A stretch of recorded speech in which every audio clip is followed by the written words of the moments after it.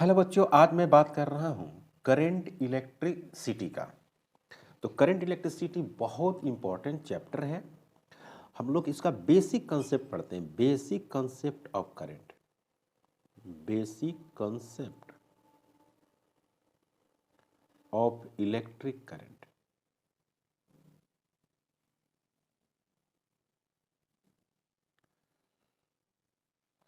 एक कंडक्टर है, इस तरह से कंडक्टर ले लेते हैं। इस कंडक्टर का ये जो है क्रॉस सेक्शनल एरिया है, इसकी लंबाई क्या है L, इसकी लंबाई L ले लिया, क्रॉस सेक्शनल एरिया हमने A ले लिया, और इसमें कोई आप इलेक्ट्रिक फील्ड अप्लाई नहीं किए हुए, मतलब इलेक्ट्रिक फील्ड जीरो।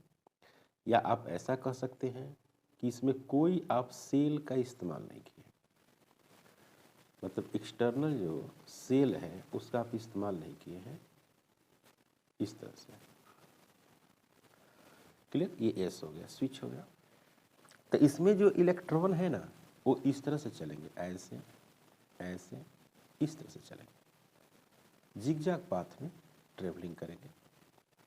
तो इसमें क्या होता है बच्चों कि ड्रिफ्ट वेलोसिटी जीरो हो जाता है, इसीलिए आई क्या हो जाता है, जीरो हो जाता है। जिगजैग पाथ में चलता है तो करंट क्या होती है, जीरो, क्योंकि आपने कोई एक्सटर्नल सोर्स नहीं दिया, इलेक्ट्रिक फील्ड वगैरह नहीं दिया। तो कंडक्टर तो है, इसमें फ्री इलेक्ट्रॉन भी है, लेकिन करंट का वैल्यू क्या है, जीरो है। ओके, फिर एक दूसरा इसमें कंडक्टर ले लेते हैं।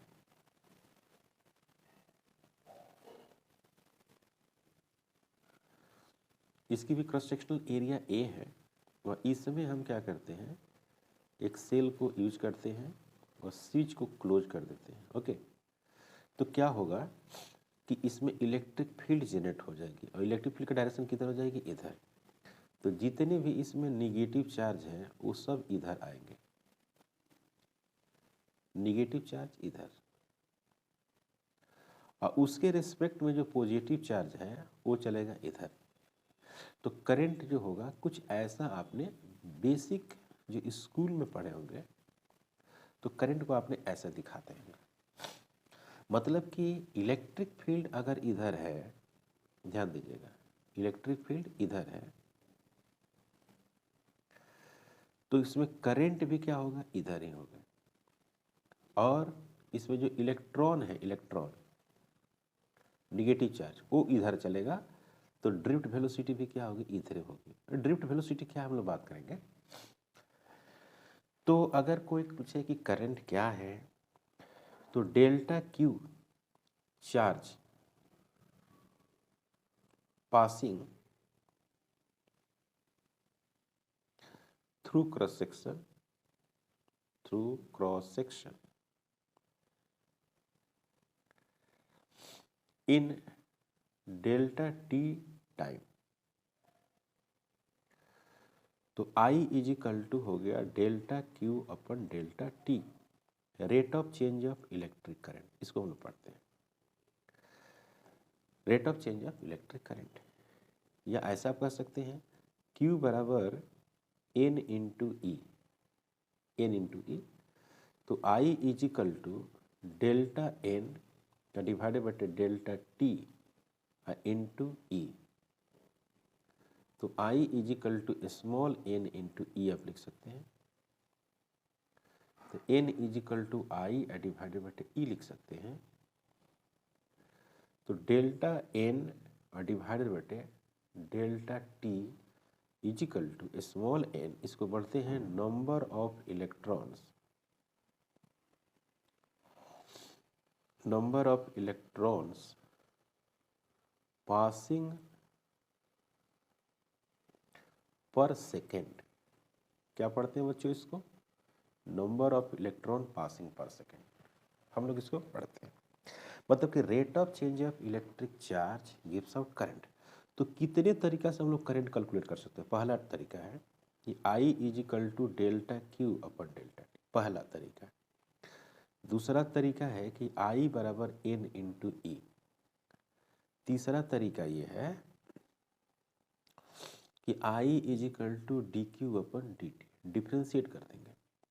चौथा तरीका ये है, इम्पोर्टेंट है, कि इस तरह से एक सर्कुलर पाथ है, ओके, और इसमें जो है क्यू चार्ज ट्रेवल कर रही है ऐसे, और इसका सेंटर, इस पाथ का सेंटर यहाँ O है, इसका रेडियस क्या है, R है, और इस तरह से इसी में चार्ज पार्टिकल रिवॉल्व कर रही है। तो फिर अगर इसमें आप करंट की बात करेंगे तो I इज इक्वल टू क्या लिखेंगे, Q divided by 1 time period. 1 बटे time period is equal to आप लिखते हैं फ्रीक्वेंसी। I बराबर Q इंटू क्या लिखते हैं, F, फ्रीक्वेंसी लिखते हैं।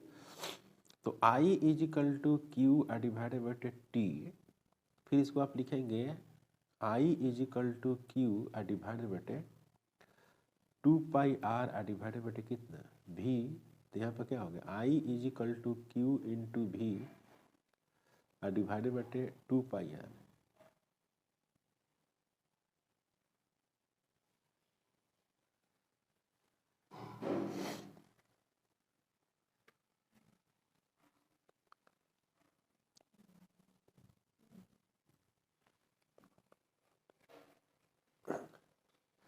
I बराबर Q बटे T, I बराबर Q इंटू F, और I is equal to Q बटे capital T, I is equal to Q बटे 2 पाई R बटे V, और इस तरह से फार्मूला। मतलब कि जब स्पीड रहेगा तो आप ऐसा इस्तेमाल करिएगा। एक और है V बराबर R इंटू ओमेगा, नाम सुने होंगे। तो I is equal to Q, अब V के बदले लिखेंगे R इंटू ओमेगा डिवाइडेड बटे 2 पाई, फिर R लिखेंगे। तो R से R कैंसिल हो जाएगा, तो I इज इक्वल टू 1 बटे 2 पाई Q इंटू ओमेगा, इस तरह से फार्मूला बन जाता है। तो अलग अलग कंडीशन में अलग अलग हम लोग क्वेश्चन को कैसे सोल्व करेंगे, इसके लिए मैंने तरीका बताया आपको कि किस तरह से हम लोग करंट कैलकुलेट करेंगे। एक बात तय हो गया कि जो करंट की जो डायरेक्शन होगी वो इलेक्ट्रिक फील्ड के अपोजिट में होगी, मतलब कि इलेक्ट्रॉन के अपोजिट में होगा, ओके। अब यहाँ पर हम बात जो करने जा रहे हैं, पहला ड्रिफ्ट वेलोसिटी किसको बोलते हैं, ड्रिफ्ट वेलोसिटी काफी इंपॉर्टेंट है। VD drift velocity, average velocity, average velocity of electron, velocity of electron in opposite direction, in opposite direction of applied electric field, of applied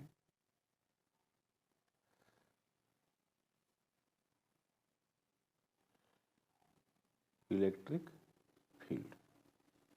average velocity, जैसे मान लेते हैं कि यहाँ पर एक कंडक्टर है, इसमें आप इलेक्ट्रिक फील्ड अप्लाई ही नहीं किए, मतलब कि इसमें इलेक्ट्रिक फील्ड क्या है, जीरो है। तो इलेक्ट्रॉन जो चलेगा ऐसे जा सकता है, ऐसे आ सकता है, इस तरह से आ सकता है, ऐसे आ सकता है, इस तरह से जिगजैग पाथ में ये ट्रैवल कर सकता है, इस तरह से एक टेढ़े मेढ़े पाथ में चलेगा। तो इसकी जो एवरेज वेलोसिटी होगी, V एवरेज, वो क्या हो जाएगी, जीरो हो जाएगी। U1 plus U2 plus U3 plus dot dot dot UN divided by n, तो ये क्या हो जाएगी, जीरो, वेक्टर है सब। अभी जीरो क्यों होगी, क्योंकि एवरेज वेलोसिटी जो इसका इनिशियल है, इनिशियल एवरेज वेलोसिटी, वो होगी जीरो, क्योंकि जहाँ से चलना स्टार्ट किया है वो वहीं पर घूम फिर के कभी न कभी आएगी, तो उसका नेट डिस्प्लेसमेंट क्या होगा, जीरो। तो नेट डिस्प्लेसमेंट जीरो होने से एवरेज वेलोसिटी क्या होगी, जीरो। अब क्या करते हैं कि इलेक्ट्रिक फील्ड को अप्लाई करते हैं। इलेक्ट्रिक फील्ड अप्लाई कीजिए, या एक मेटल वायर से एक सेल को जोड़ दीजिए।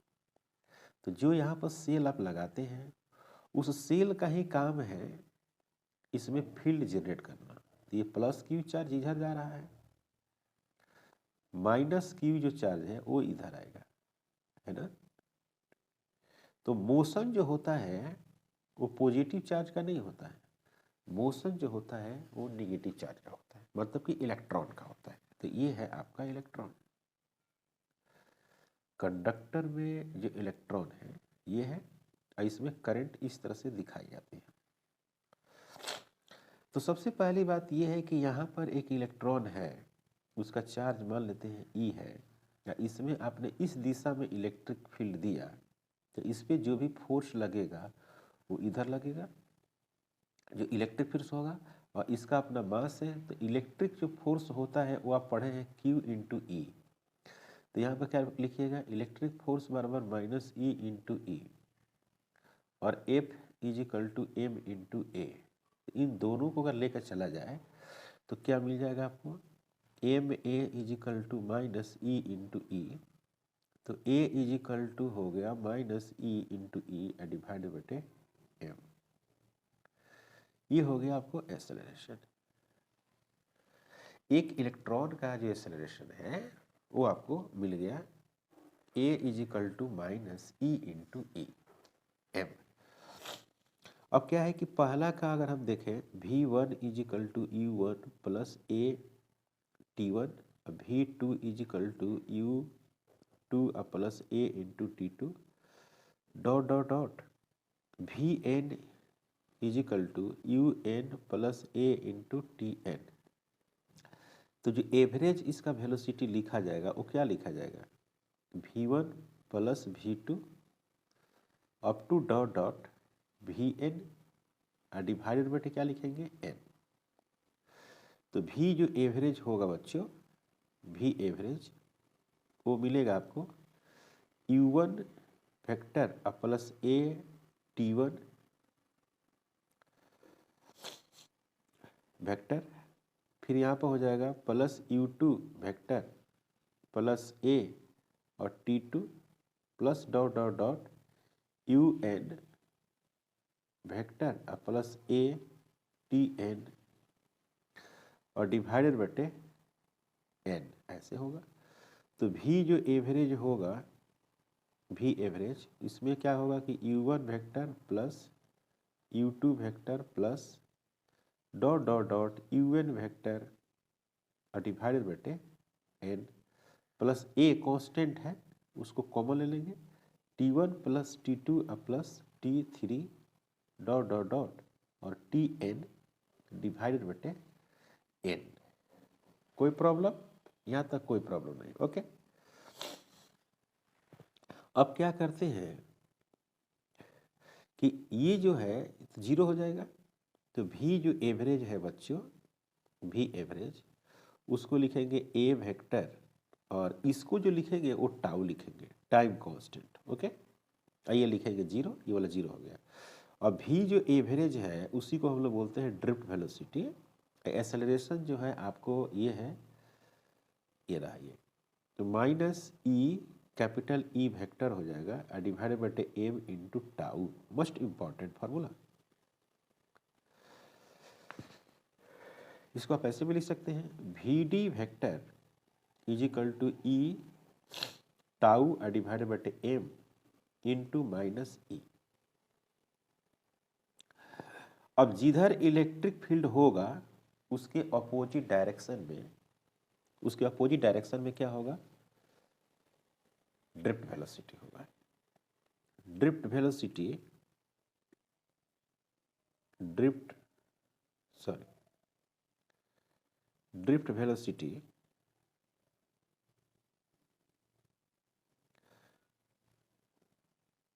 अगर ऊपर है ना, तो इलेक्ट्रिक जो फील्ड होगा वो क्या होगा, नीचे होगा। अपोजिट में, इलेक्ट्रिक फील्ड के बिल्कुल अपोजिट नीचे है। करंट भी किधर होगा, करंट किधर होगा, उधर ही होगा। इलेक्ट्रिक फील्ड के current, sorry, drift electric field कहाँ होगा, नीचे है, तो करंट भी क्या होगा, नीचे ही होगा। मतलब कि करंट की जो डायरेक्शन होगी वो इलेक्ट्रिक फील्ड के डायरेक्शन में होगी। तो ये हो गया ड्रिफ्ट वेलोसिटी। अब ड्रिफ्ट वेलोसिटी किस पर डिपेंड करता है, इलेक्ट्रिक फील्ड पर, और किस पर डिपेंड करता है, टाउ यानी टाइम कांस्टेंट। अभी टाइम कांस्टेंट क्या है इसके बारे में हम बात करेंगे। टाइम कांस्टेंट जिसको हम लोग टाउ बोलते हैं, ये हो गया आपको टाउ। ये डिपेंड्स करता है, depends nature of conductor, nature of conductor comma temperature.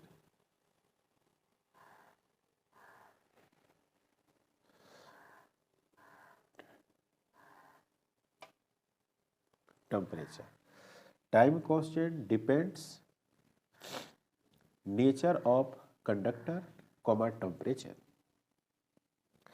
Average time taken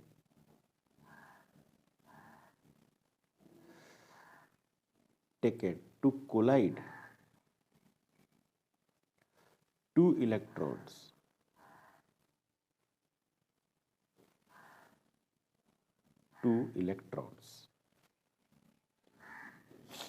ये नेचर पर डिपेंड करता है। Okay, time constant. अब इसी में हम लोग बात करेंगे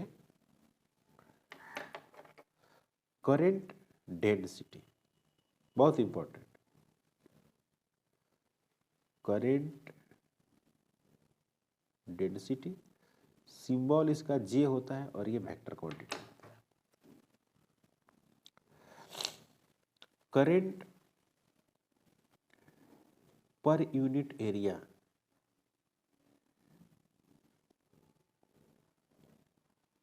is called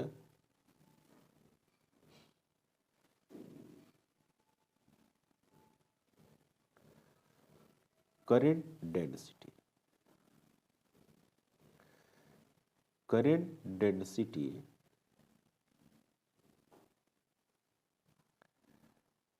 is equal to current divided by area. I is equal to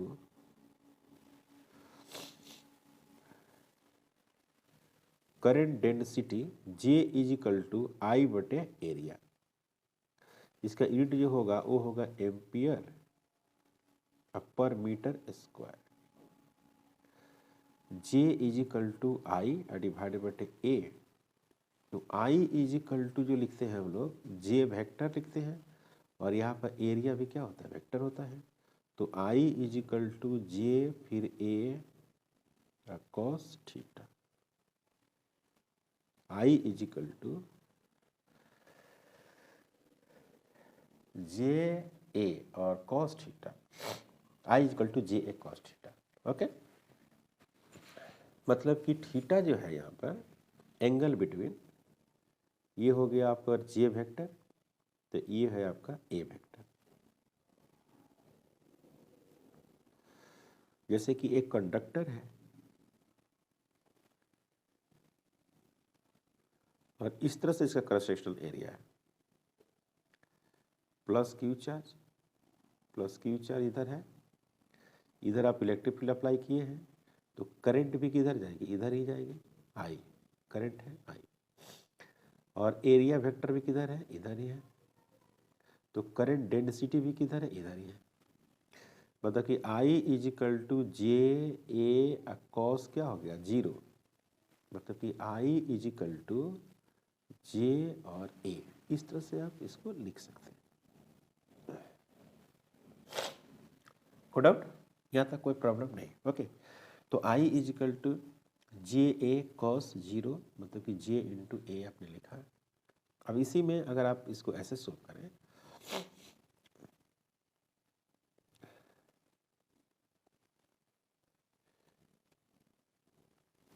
ऐसे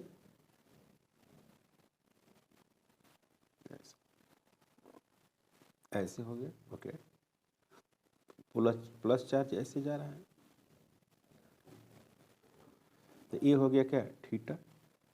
अगर ये एंगल हम मानते हैं थीटा, चाहे इसको मान लीजिए थीटा, इसको हटाइए, इसको थीटा मान लेते हैं, तो एरिया वेक्टर में क्या होता है, सतह पर परपेंडिकुलर होता है। तो बिल्कुल एरिया वेक्टर इस तरह से सतह पर परपेंडिकुलर, ये सतह हो गया। करंट डेंसिटी किधर होगी, जिधर करंट होगी, तो इसके बीच का एंगल क्या होगा, थीटा हो गया। तो यहाँ पे ये फार्मूला ये बनेगा I = JA cos थीटा बन जाएगा। कोई डाउट नहीं। तो कब इस्तेमाल करेंगे इसको, व्हेन करंट कांस्टेंट, जब करंट क्या हो, कांस्टेंट हो, करंट नहीं, current density, when current density constant, तो जो करंट होगा उसका फार्मूला होगा DJ होगा cos theta, sorry I = simple ऐसा फार्मूला का इस्तेमाल करेंगे। B, when current density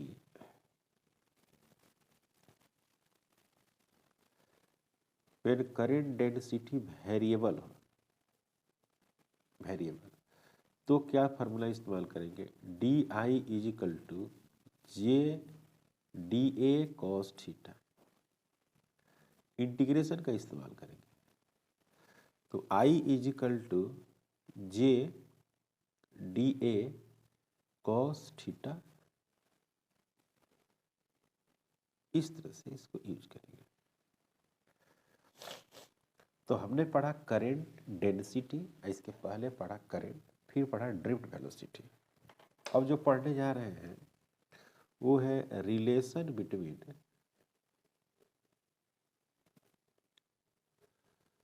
current density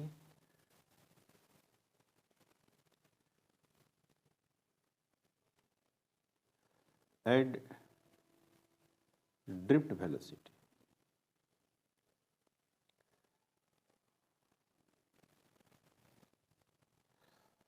या करंट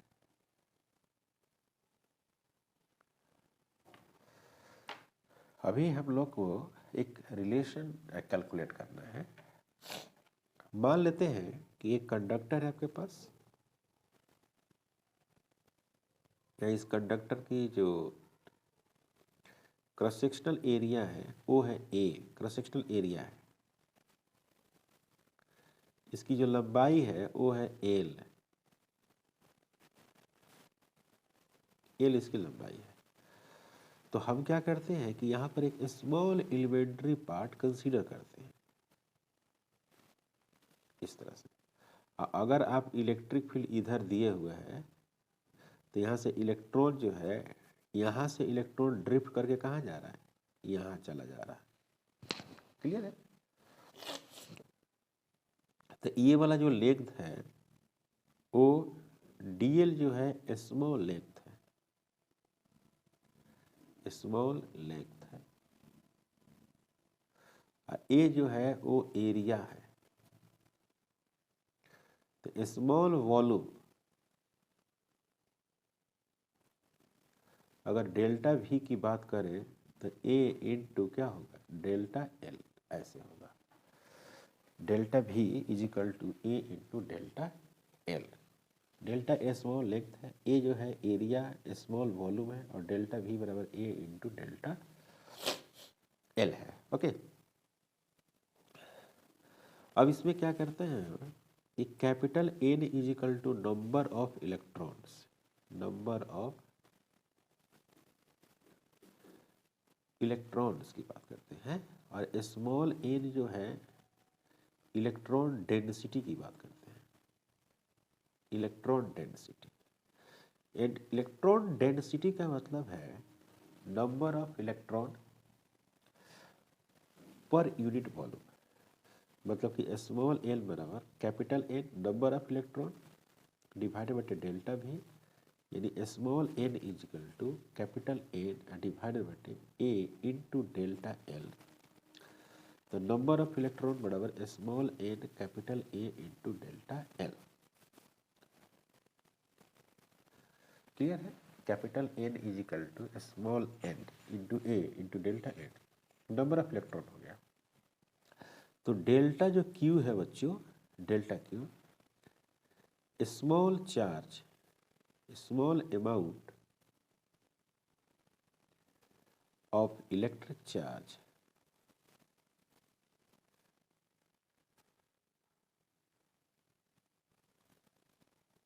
इन डेल्टा एल, तो यहाँ पर लिखेंगे डेल्टा क्यू बराबर क्या लिखते हैं, एन इंटू ई लिखते हैं, ऐसे लिखते हैं फॉर्मूला। तो delta Q is equal to n, n मतलब ये, तो small n A delta l into small a. We d जो है वो ड्रिफ्ट हो रहा है, यहाँ से इधर आ रहा है, तो किस स्पीड से आ रहा है, वी डी ड्रिफ्ट वेलोसिटी। तो ड्रिफ्ट जो वेलोसिटी है, ड्रिफ्ट वेलोसिटी वो क्या है, delta L divided by delta T, delta L बराबर V D into delta T. तो ये हो गया आपको डेल्टा एल, डेल्टा एल। तो यहाँ पर हो गया क्या, delta Q is equal to N A delta L, delta L का मतलब होगा V D into delta T into E, ऐसे।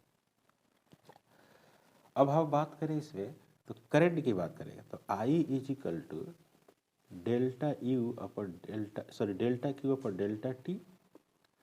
तो I is equal to N A we D delta T into E divided by क्या हो गया, delta T, ये cut जाएगा, तो ये हो गया I is equal to N A we D into E, ऐसा। ये काफ़ी इंपॉर्टेंट फार्मूला है, ये फार्मूला काफ़ी इंपॉर्टेंट है, और ऐसा फार्मूला बहुत पूछता है कि आई बराबर N A we D into E. इसी को आप ऐसे भी लिख सकते हैं, we D is equal to I divided by N A E, N A E, ऐसे लिख सकते हैं। इसको आप ऐसे भी लिख सकते हैं, we D is equal to I divided by A into 1/n into A. We D is equal to current density divided by N into E, काफ़ी इंपॉर्टेंट यूजफुल फार्मूला है, जो अक्सर एग्जाम में पूछता है। क्लियर, कोई डाउट? अब हम बात जो कर रहे हैं, अब हम जो आगे इस रिलेशन निकाल रहे हैं,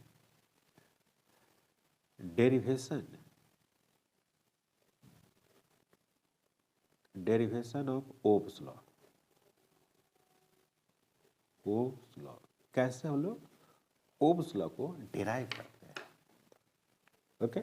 ओम्स लॉ को कैसे डिराइव करते हैं हम उसकी बात करेंगे हमें। तो कुछ फार्मूला आपके पास है, उसको आप रखिए। एक तो वी डी बराबर J divided by N into E है। दूसरा एक फार्मूला है ई डिवाइडेड बाई एम, है ना। फिर एक और फार्मूला है वी डी बराबर ई डिवाइडेड बाई एम इंटू क्या है, टाउ, ऐसे फार्मूला है, ओके। इतने सारे आपके पास फार्मूला है। करंट डेंसिटी का भी फार्मूला है। तो हम क्या करते हैं यहाँ पर कि मान लेते हैं कि एल जो है लेंथ ऑफ क्या है, कंडक्टर है, लेंथ ऑफ कंडक्टर हम मान लेते हैं, ओके। तो आपने एक फार्मूला ऐसा पढ़े होंगे आप, V is equal to potential is equal to E into electric field. E है इलेक्ट्रिक फील्ड और एल जो है वो लेंथ ऑफ कंडक्टर है। मान लीजिए कि ये आपके पास एक कंडक्टर है, इसकी लंबाई एल है, ओके। इसमें इलेक्ट्रिक फील्ड देने से इसमें जो पोटेंशियल आ रहा है वो भी आ रहा है। क्लियर, यहाँ तक कोई डाउट नहीं। अब एक फार्मूला है यहाँ पर, इसे भी हो गया, तो V इज इक्वल टू इतना आपको मिल गया। अब यहीं पर एक फार्मूला है जो आप ऐसे इसको जानते हैं आप कि V इज इक्वल टू ई हो गया, है ना। और यहाँ पर वी डी इजिकल टू आप ऐसे लिखेंगे इसको,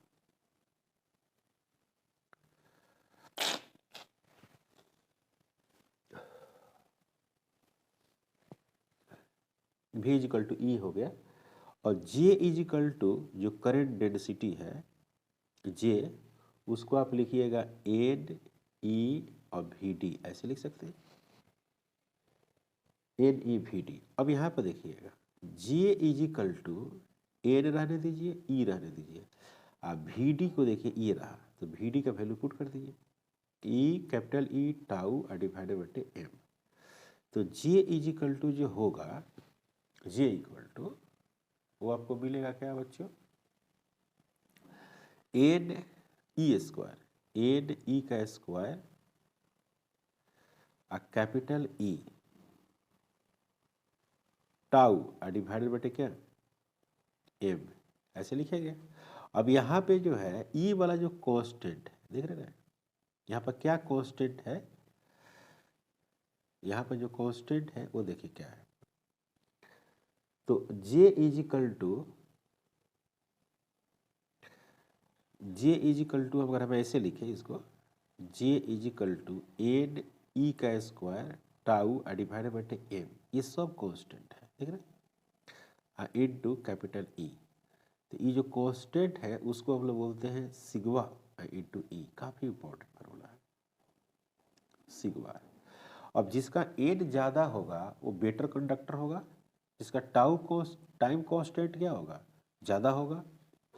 तो इस तरह से जो वैल्यूज है, जैसे टाउ कांस्टेंट, टाइम कांस्टेंट हो गया, एन हो गया, ये सब किसी कंडक्टर का प्रॉपर्टी है। तो इसको हम लोग बोलते हैं एक्चुअली इलेक्ट्रिकल कंडक्टिविटी बोलते हैं।